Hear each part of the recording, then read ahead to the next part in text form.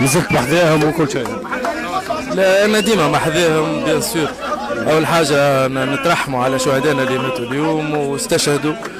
فرحه ما جاتش في وقتها، ولكن رياضيا الحمد لله الكلوب قاعده تقدم وماشي في نسق ممتاز، وكل الاولاد يعطيوا لجمعيتهم يفرحوا جمهورهم يلقوني بحذاهم ديما.